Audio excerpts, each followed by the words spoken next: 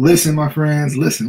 We back. We back once again. Miss y'all. Appreciate y'all for tuning in as always. But look, the Ravens got the Vikings this week.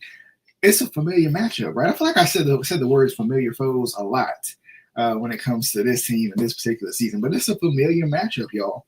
Brian Flores and what he did against the Ravens not too long ago. It's been a couple years, but not too long ago. Have the Ravens responded to it? Is it a different situation now, or should we be concerned? Also, we got to talk. Are the Ravens serious, man? Look, we got to talk about that, man. We got to talk about that, okay? Are the Ravens serious? That and much more right here on the Be More Show. You stay locked in, you stay tuned in, and make sure you get your popcorn and get your drink. We'll be right back, my friends.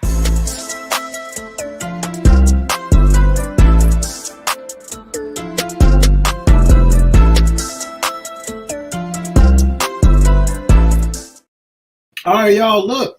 Welcome in to the Be More Show, my friends. Look.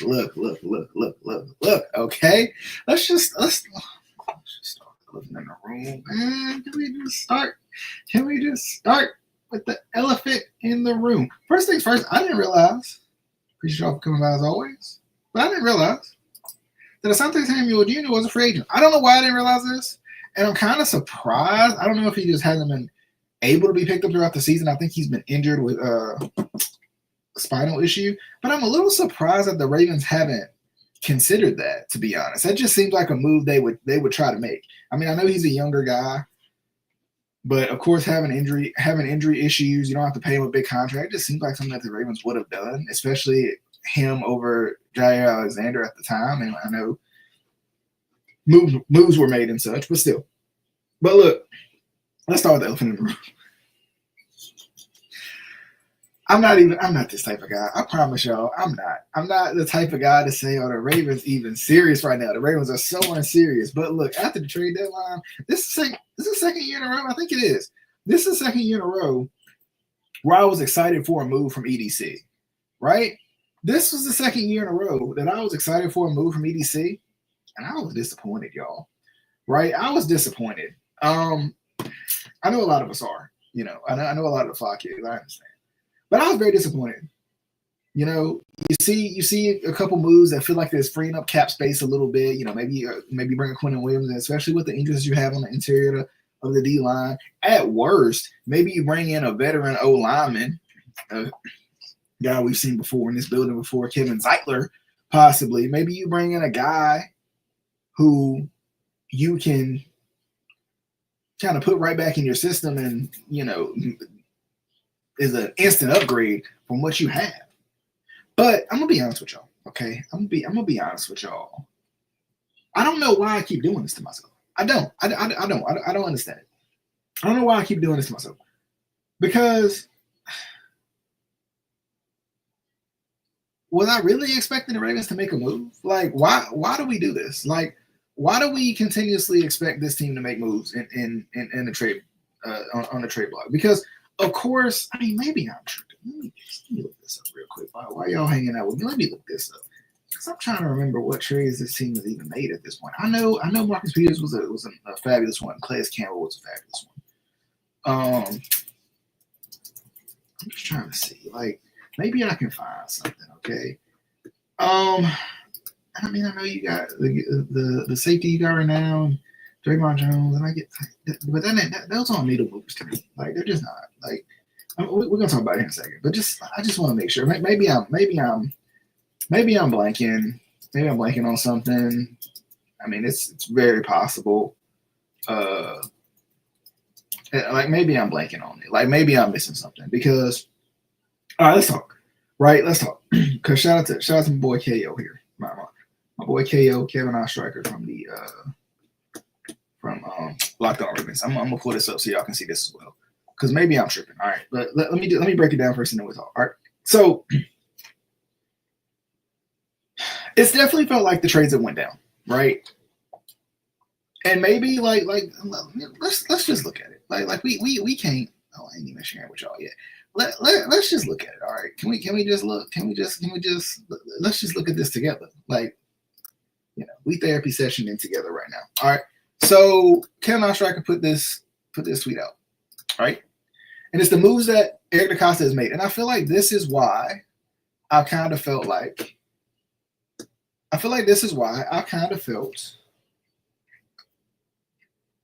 there was a move to be made. I mean, we talking about, because can we be honest, right? Let's be honest. Those first three trades, Marcus Peters, Yannick Ngakoue, and Roquan Smith, I see where we were going there, right? I get it. I understand it. Marcus Peters, immediate impact. I mean, you talking about turn around the defense. That's what Marcus Peters did, right? Marcus Peters, and this was back when Jimmy Smith, my guy, this is back when Jimmy Smith was on this team before he retired. Marcus Peters made this team that much better. He made plays, pick sixes, everything. Was aggressive, was talkative. He was, he was made to be a Raven, I felt like. 2022, I'm gonna go back to Unique. I promise you. 2022, Roquan Smith. Literally, we talking about it getting ran over by the Cleveland Browns. No middle linebackers in sight. You bring in Roquan Smith, completely changes the game. Completely, right? Can we have that conversation? Completely changes the game. Completely changes the game. Now, Yannick Ngakoue did not work, but I will always credit EDC for the Yannick Ngakoue trade because you're talking about a guy who was young in his career, who you felt like was going to, I don't think he worked in wing defense, to be honest. But I'm going to be honest, I feel like he was one of those guys. I would have loved to see him in Mike McDonald's offense. He did come back, didn't he? He did come back at one point, if I'm not tripping. But anyway, regardless, it just didn't work out for us, right? It just didn't work out for us. I mean, I know Jason Pierre-Paul was in there at one point, and he made some. I don't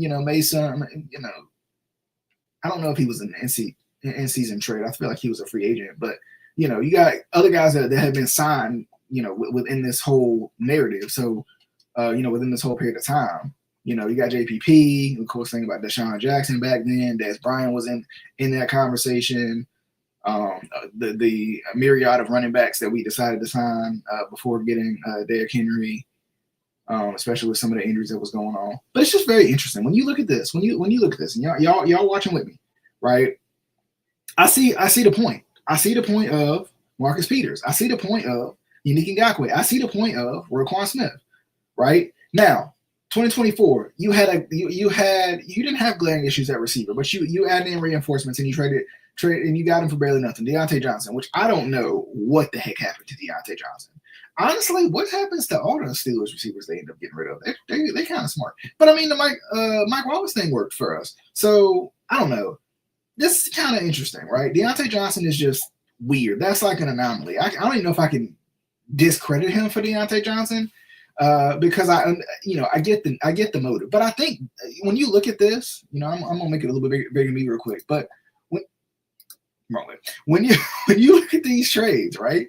When you look at these trades, it seems like he's trying to make the acquisitions, especially early on, 2019, 2020, 2022. I get it. Even 2024, when you talk about Tre'Davious White. Right? When you talk about Deontay Johnson. Now, that I think those things worked out for us? No. 2024 was absolutely awful for the amount of potential that was probably there. Right? But also,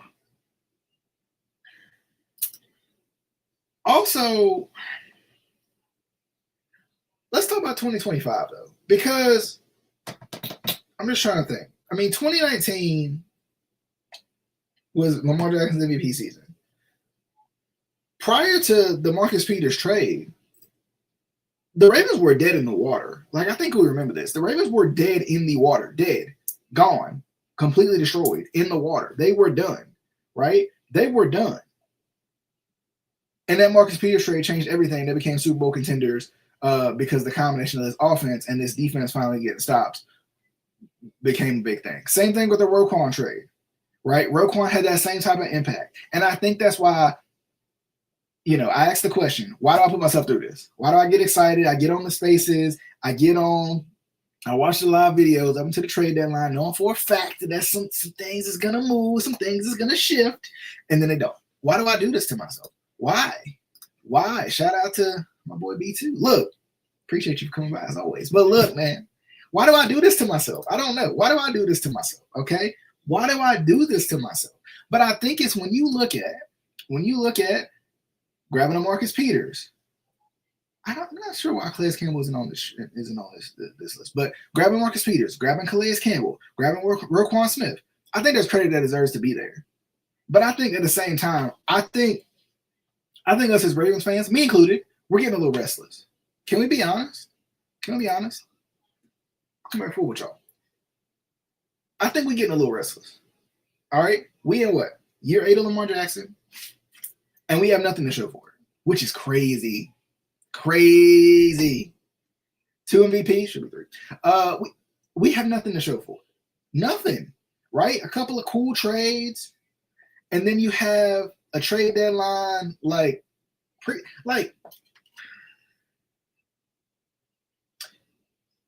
it just feels, and maybe it's like you feel like the window's closing, maybe, right? Like maybe you feel like the window's closing. And can we be honest? You feel like the window's closing, but at the same time, you feel like if you can just improve here and maybe there, and honestly, if you put a new coach here, and then we're not gonna talk about the head coach, but you know what I'm saying? Like if we can make some maneuvers, you feel like there's not much there, right? There's not much left. It's like, can I be personal with y'all for a minute? Can I be personal? Look. It's like that last 10 pounds of your weight loss journey, right? It's the hardest one, right? But you also feel like you're right there, right? You make a couple changes here, a couple changes there. You eat a little cleaner. You go to the gym maybe once or twice more than you did previously, and then hey, listen, you where you want to be. I feel like us as Ravens fans feel the same way. Now I know the John Harbaugh domino. That's a hard one to knock down, y'all. And we should be honest. That's a hard one to knock down. Appreciate that. Let me know if it changes. Let me know. Let me know if it changes. Maybe I don't have it close enough to me, but let me know if it changes. Brandon, let me know. Yeah, let me know. It's been being weird lately. I'm about to mess around with it. I'm definitely about to mess around with it. I feel like I haven't had, the microphone close to my mouth for some reason, and that has been hurting. I don't know. I'm gonna have to mess around with some of the cables and stuff, but I appreciate it, the feedback. Let me know if it improves. Could be my connection too. Who knows? But it's just I don't know. I feel like the Ravens are right there, right? I think that's the hard part. I think that's the hard part for a lot of us. I feel like we all feel like the Ravens are right there. We all feel like the Ravens are a dynasty in the making if you make the right moves. I don't, anybody who watches the Ravens and watches their potential, I think we all see a dynasty in the making. We see multiple Super Bowls for the Lamar Jackson-led Ravens. We do, right? We've seen this team dominate team after team. So I think to go into this, and you have, let me try to remember right off the top. Of course, you got Quentin Williams, right? I know we weren't necessarily in trying to get Sauce Gardner or nothing, so that's fine. But you got Quentin Williams. What's the guy? Jalen Phillips. From the Dolphins, you had different moves you could have made. Kevin Zeitler, we're talking about when he comes to the offensive line. I mean, I think the guy, I can't remember what his name was, Neal from the Giants. Like you had moves you could have made that would have made this team immediately better, similar to those previous trades, and you didn't do it. And it don't make sense. It doesn't make sense. It doesn't make sense. It doesn't make sense. Oh, okay, I see what you're saying. It doesn't make sense, right? But I also feel like, and this is why. I also feel like this is why I'm a little bit frustrated too, and why this team feels so unserious sometimes. It's like there's when there's glaring issues. Going back to the weight loss analogy, when you eat too many chips, that the solution is take the chips out of the house and you're good to go, right? Like that. Now, is it hard to do? Yeah. Similar situation here, right? Your offensive guards are awful. If you get one guard in particular, right? One guard in particular, it probably drastically improves this team. Drastically. Absolutely drastically improves this team. So why wouldn't you do that? If you get one elite pass rusher, which you haven't had since Matt Judon, it drastically improves this team. drastically. Improves this team. Pressure is your biggest issue right now. Pressure and giving up pressure on the other end is your two biggest issues. I don't know, y'all. I'm frustrated. Look, I'm frustrated. Shout out to Yolanda B hanging out with us. What's up? What's up with you? How you doing? Hope you're doing well. But yeah, I just feel like the Ravens are serious, man. I really, and I'm not, like I said, I'm not that type of fan. I'm not the type of fan to be like, dang, the Ravens are just so unserious. They're not making these moves. I don't understand. I'm so excited, but I don't get it. But I do have a level of disappointment in me right now after what happened with the trade deadline, y'all. I do. I really do. What y'all think? Let me know down below what y'all think. Of course, anybody in the live chat, I'll come back to it as I preview the game real quick. If you have anything that you want to say about the trade deadline, because I was just me personally, very disappointed. I was on the edge of my seat because, I mean, and like I said, I don't know if Twitter helps, but sometimes, like, EDC's making moves, y'all. EDC's making moves, and, we'll see what happens. EDC's making moves. Yeah, right? EDC's making moves, so, he's, getting cap going, right? Getting some cap space. Oh, it passed. What did we? Exactly. What did we do? Oh, exactly. I think this is the golden question. Let's jump right into it. Ravens, Vikings. Of course, Brian Flores. He's known in the past, at least I should say, how to stop the Ravens. But that was a good point. Shout out to Yolanda B as usual. How do we stop Justin Jefferson? How do you stop somebody who you can't stop, right? Like, I think Justin Jefferson is going to get his because I think he's Justin Jefferson, right? It's kind of like Jamar Chase. I think they're going to get theirs, right? Now, my thing is, and this is just me, don't let them beat you with the big player. Reception, this can be a PPR game for my fantasy folks, right? You can let him get PPR all over the place. I think you always have help on that side, and you force everybody else to beat you but Justin Jefferson, right? Jordan Addison, great receiver. Force him to beat you, right? Force some of these other guys to beat you. TJ Hawkinson, force some of these other guys to beat you. I think that's the biggest thing. And I honestly feel like, switch up who you have on him. Like, I would love to see Nate Wiggins follow him around because I feel like Nate Wiggins has done well when he's kind of followed guys around a little bit. And I mean, with his speed and his talent, I think he can be really good, against Justin Jefferson. But also, I got to remember Justin Jefferson is a big receiver too, so it might be better to get physical with him and let Marlo run with him would help, right? Let Marlo hang around with him and have help over the top because we got 8,000 safeties, so you can always have help over the top when it comes to Justin Jefferson. So I think realistically, I think you get a little bit physical with Justin Jefferson, right? I feel like I don't see a lot of guys try to get up and press Justin Jefferson. And because we're kind of more of a zone team anyway nowadays, I think you can do it. Right. I think you can do it. So, I mean, realistically, I don't know if you ever really stop Justin Jefferson. I think that's the true answer, long story short answer to the question. You don't really stop Justin Jefferson. But slow him down by putting some hands on him. I always say that. The Ravens got me spoiled when it comes to defense, so not recently, but I'm saying like in the past, right? The history of it, put some hands on some people. That's my kind of defense that I need them to play, right? Put some hands on some people and just slow this team down because we've talked about this before. I mean, I would say Marlo, I guess, right? I would say Marlo would be our most physical, right? Would be our most physical.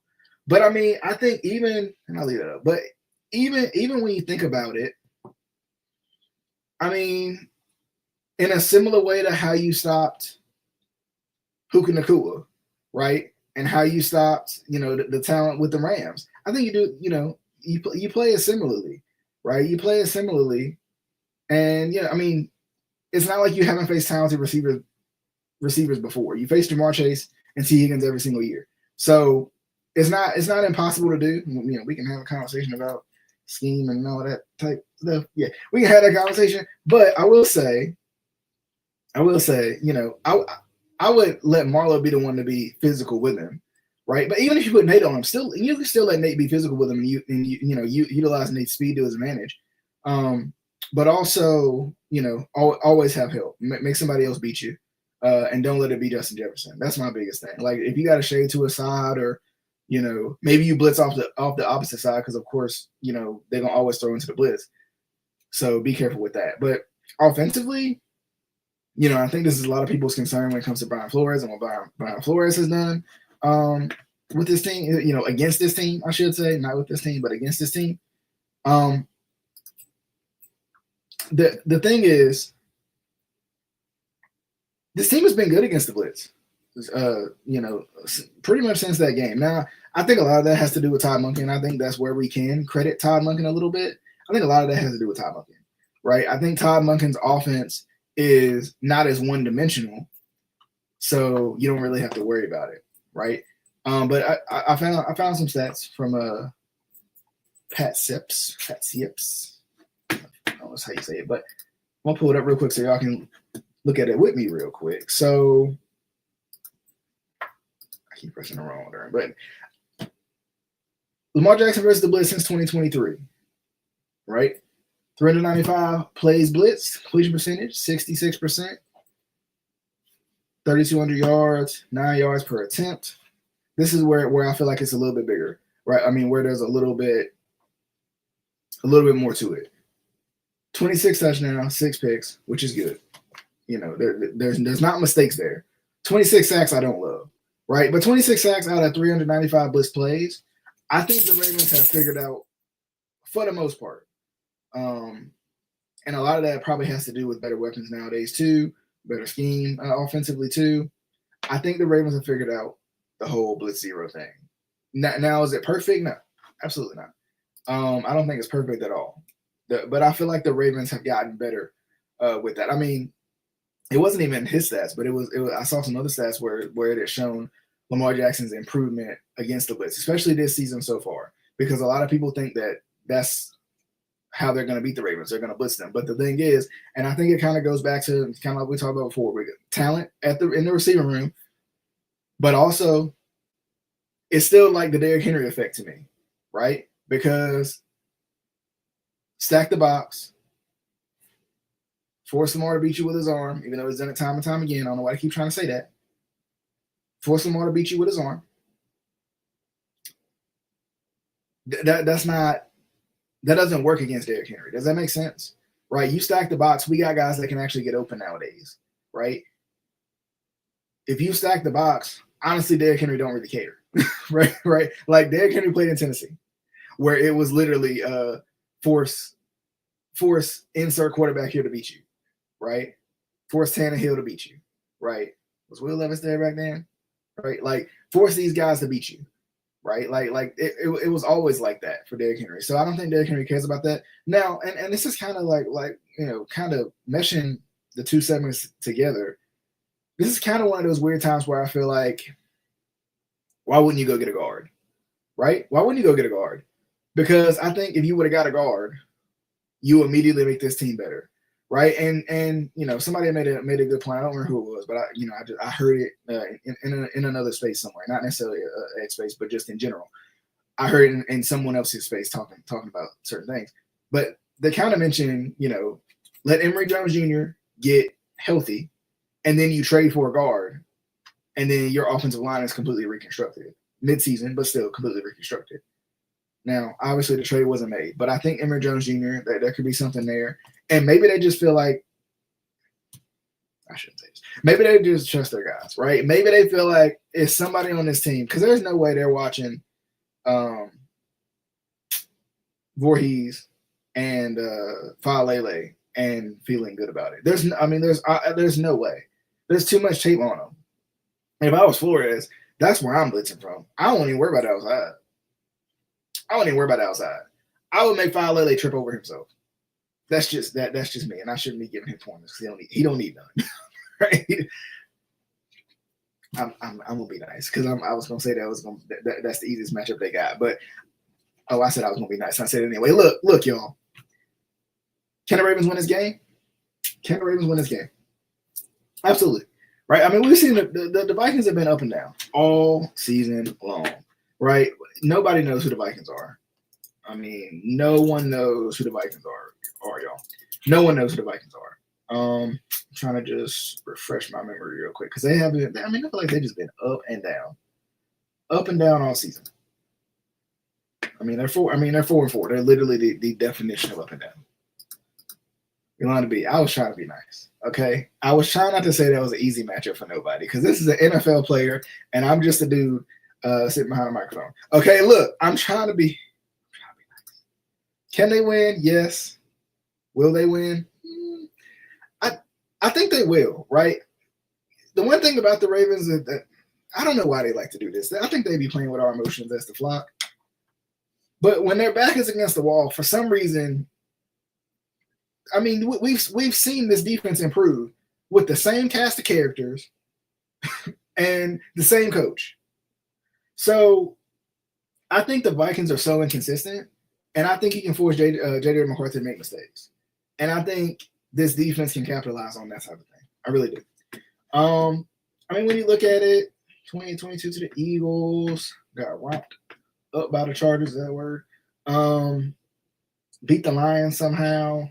See, you know what I'm saying? They got the most up and down team I've ever seen. Literally. Why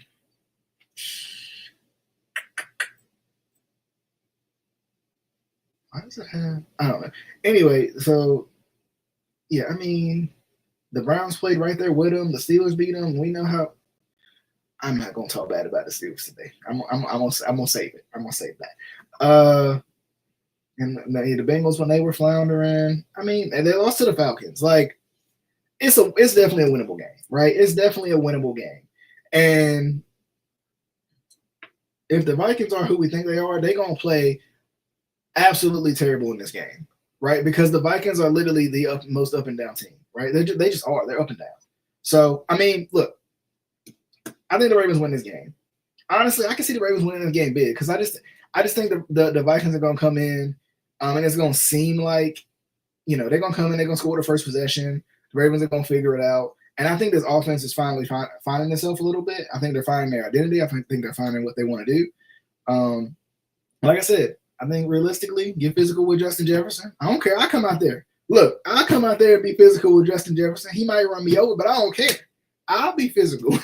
Somebody gonna have to put some hands on some people. I'm sorry, y'all gonna have to put some hands on me. We're gonna have to play some old school Ravens defense in order to make this run that we trying to make. But look, y'all, as always, definitely hope you guys enjoyed the show. If you haven't already, hit that subscribe button for me. I appreciate y'all as always. Okay, look, I'm just telling y'all. I'll put some hands on Justin Jefferson. Yolanda B, she already told me. She put some hands on Justin Jefferson. And B2 put some hands on Justin Jefferson. Okay. We by committee, okay? Sometimes you gotta do some things by committee. That's about as good as this defense is. They gotta do about everything by committee. Sacks by committee, turnovers by committee, all of it, pressure by committee. Okay, look, this is how this team is. Like, I mean, they is a committee at church at this point. Look, they is the rainbow tea. Look, let me get off here. Let me get off here. I hope y'all enjoyed the show as always. Look, y'all, I don't know, y'all. The Ravens made me mad this week. They really did. I'm frustrated. I just feel like they could have did better, and they didn't. But they're gonna make it up to me because they're gonna play well this week. They gonna do it. I'm just telling y'all. They gonna do this for me. They gonna do this for me. Look, you love to get it. The Rainbow Tea. Look, they committee. They might, maybe not the money committee, but they a committee. Okay, they may not be the offering committee. They may not look. They might not be. But I tell you, the Rainbow Tea. Look, I'm just saying. The Rainbow, they setting up the Rainbow Tea to make this defense work together and get everything coordinated. Y'all know what I'm talking about. Anyway, look, I'm getting out of here. I definitely appreciate y'all as always for tuning in. Yolanda B, shout out to you as always. B2, yeah, appreciate you as always. Look, we getting up out of here. It's gonna be a good game, y'all. We got this. We got this. Okay, we got this. We going on a run of all runs. I said they're gonna lose 2 more games. I hope it is one. But I said they're gonna lose 2 more games. This one ain't gonna be one of them. They can't do it. This a trap. This a trap right here for a team that's better than their record indicates. This is a trap right here, I think. But look, y'all, I gotta get up out of here. Definitely hope you guys enjoyed the show. Until next time, my friends, I will see y'all. I appreciate y'all. It's been the Be More Show.